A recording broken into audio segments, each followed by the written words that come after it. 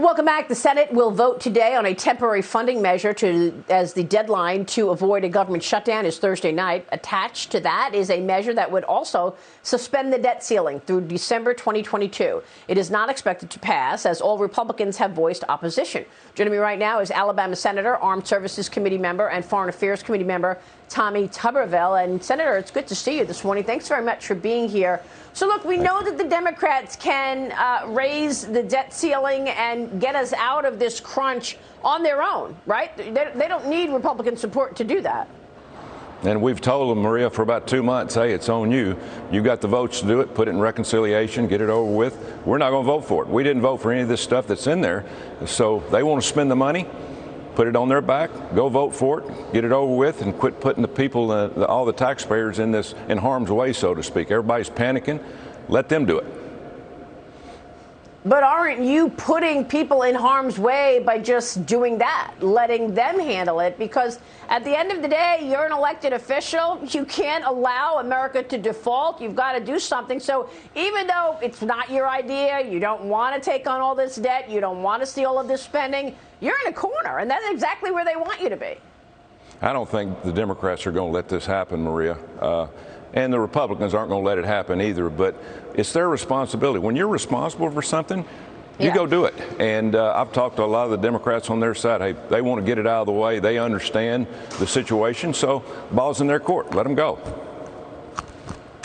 Meanwhile, Senator, we've been debating back and forth now for months the actual cost of this reconciliation package that includes spending on child care, spending on the Green New Deal.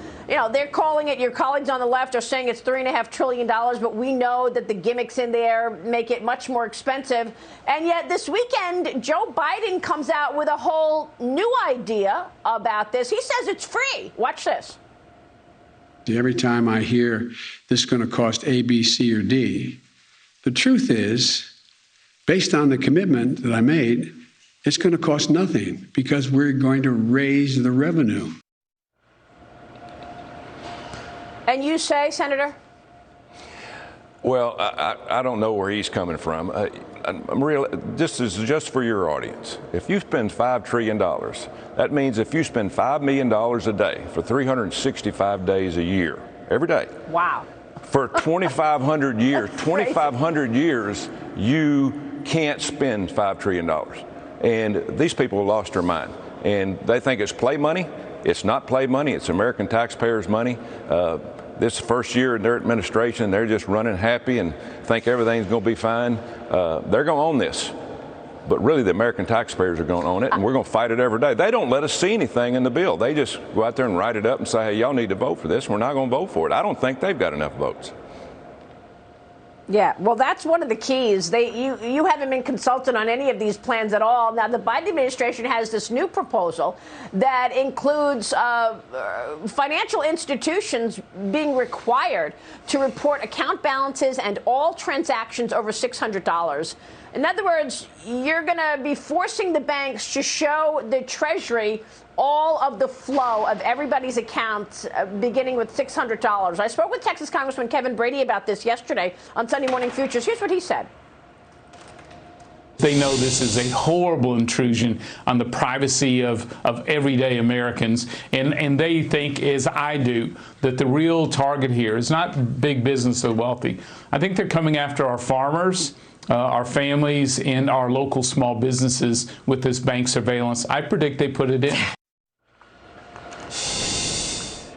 Senator, I know that that's not in the bill now, but what is in the bill is that Biden wants to spend money to hire 80,000 new IRS agents. So what are they going to do? They're going to be trying to understand what your flow is in your bank account so that they can tax it. Tell me where this stands, this proposal.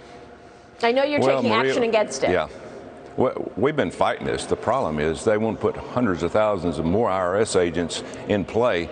And this is not just Republican. This is Democrat, too. This is Americans. Do you want people in your business? And right now they can find out every $10,000 you spend. But now they want to move it all the way down to $600 to $600. And if you go out and buy a wedding dress for your daughter, if you go buy a gun to go hunting, if you buy plane tickets, they're going to know everything you do. And they cannot keep a secret.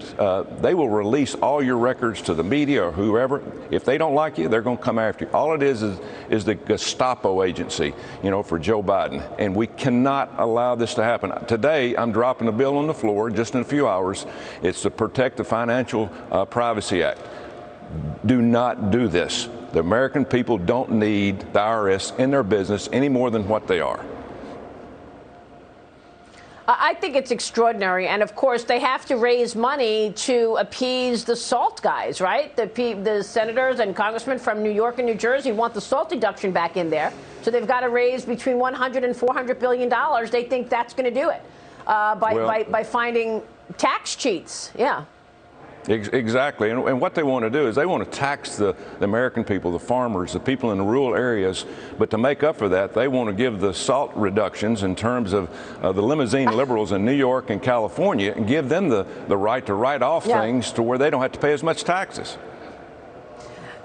That's just extraordinary. They say they're fighting for the little guy. Meanwhile, they're going to put SALT deduction back in to help the rich people in New York and New Jersey, and yet they're going to be zeroing in and scrutinizing every transaction at $600 for the little guy.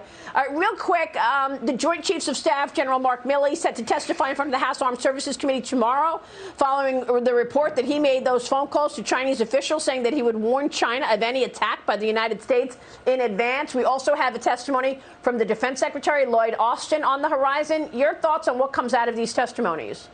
We've been preparing this, Maria, for a couple of weeks now. They're trying to brush this underneath the carpet and get it to go away. It's not going away. We're really not after the military. The military did an excellent job. Now, we're going to ask tough questions of Milley, McKenzie, and Austin. The thing that we want to do is we want to go after not the snake, but the head of the snake, and that's Joe Biden. Joe Biden made this decision, made it on his own. Most of his generals told him, don't do it. Let's don't do it this way. If we're going to get out, let's do it the right way. But he would have no part of it. He took and ran. He put our people in jeopardy. He left people behind enemy lines, and he put our allies in a tough spot. So we'll find out something this week, actually tomorrow afternoon, from the generals and just see what they say. But it wasn't their fault. They went along with it, and that's what I'm going to hold them accountable for. This was Joe Biden's fault from day one. He wanted to get out, and we're going to nail him to the wall on this.